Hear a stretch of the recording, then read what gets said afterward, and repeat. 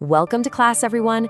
Get settled in, because today we are diving into an absolute masterclass on ancient military ingenuity. Think of this explainer as your ultimate historical case study. We're jumping way back to the year 332 BC to witness exactly what happens when an unstoppable force literally meets a seemingly immovable object. But before we get into the thick of it, I want you to ponder a truly impossible scenario. How do you conquer an impregnable island fortress without a single ship? I mean, it sounds like a trick question, right? But this was the exact mind-bending final exam that a young Alexander the Great faced on his march toward Egypt. So here is our syllabus for today's lecture. We'll start with the tools of ancient siege warfare, analyze the island fortress of Tyre itself, and then cover the sheer engineering of bridging the impossible sea. From there, we'll examine fire ships and counterattacks before wrapping up with the final combined assault. Okay, let's jump right into Section 1, Tools of Ancient Siege Warfare, Ancient Military Tech. First up, you have your heavy artillery, the catapult and the ballista. These were the true heavy hitters of the ancient world. Catapults were powered by incredibly tight, coiled rope spring mechanisms, specifically designed to hurl massive stones in a high arc right over enemy walls. The ballista, on the other hand, well, think of it almost like a giant crossbow. It fired large, heavy darts or flaming bolts on a flat, direct trajectory right at the defenders trying to hold the wall. Now, what is truly staggering about these mobile assault platforms is their sheer vertical scale. We aren't talking about simple ladders here. These were massive, multi-story siege towers constructed from heavy timber. They were built for one reason: to protect the sappers, engineers, and infantry as they marched directly into the teeth of the enemy's arrow fire. And the absolute granddaddy of these towers was known as the Heliopolis. This was a giant, wheeled siege tower designed to bring artillery and storming troops directly to the enemy's walls. Seriously, some of these structures were essentially mobile fortresses, towering over 60 feet high, absolutely packed with multiple levels of soldiers and their very own onboard artillery. Of course, for a coastal siege, we absolutely cannot ignore the naval side of things. The trireme was the backbone of ancient Mediterranean navies. Powered by 3 rows of rowers, these ships didn't really rely on boarding the enemy.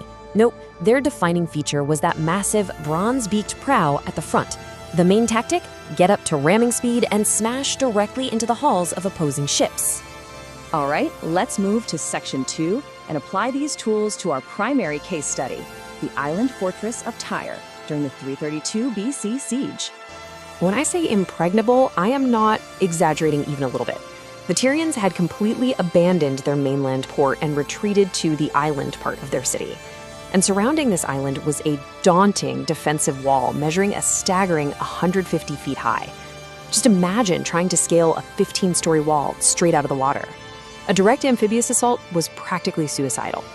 And if the sheer height of the walls wasn't intimidating enough, wrap your head around this number: 1 kilometer. That is how far the island sat from the mainland coast. The Mediterranean waters separating the city from the shore were up to 18.5 feet deep in places. The geography alone was a massive, massive defensive multiplier for Tyre. Section 3, Bridging the Impossible Sea, an absolute engineering marvel.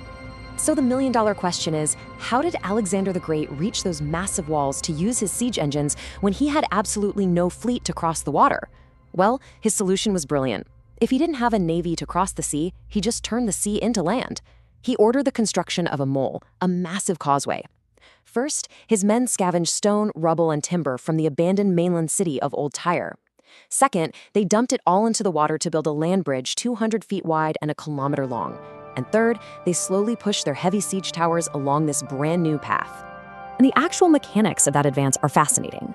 They used protective containers to safely transport dirt and fill forward, dropping it directly into the sea. By doing this over and over, they leveled the ground, which allowed those massive mobile siege towers to roll right along the newly created land bridge. Alexander literally reworked the geography of the earth to suit his military needs.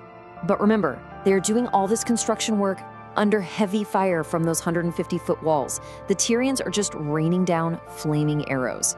So how did Alexander protect his giant wooden towers? The genius answer to this fiery barrage was fresh animal hides. By draping the towers in raw, wet animal skin, the Macedonians created the ultimate ancient fireproofing. Because the skin was fresh and damp, it absorbed the heat and effectively stopped the timber from catching fire. Brilliant, right? Section 4. Fire ships and counterattacks. Let's look at the Tyrian defense.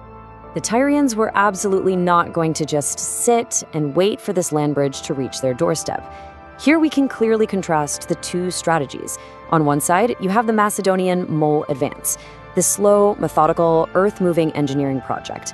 On the other side, the Tyrian naval sorties, highly agile, harassing attacks. The Tyrians sent out small armored boats to shoot at the workings. They even deployed divers to swim down and cut the anchor ropes of Alexander's ships. It got so bad, the Macedonians had to replace their ropes with iron chains just to keep their equipment from floating away. And then came the massive plot twist of the siege. The Tyrians realized Alexander's rawhide could only protect against arrows, so they built a massive bomb. According to the historical record, they, quote, rigged a cattle ship with dry brushwood, sulfur, and pitch.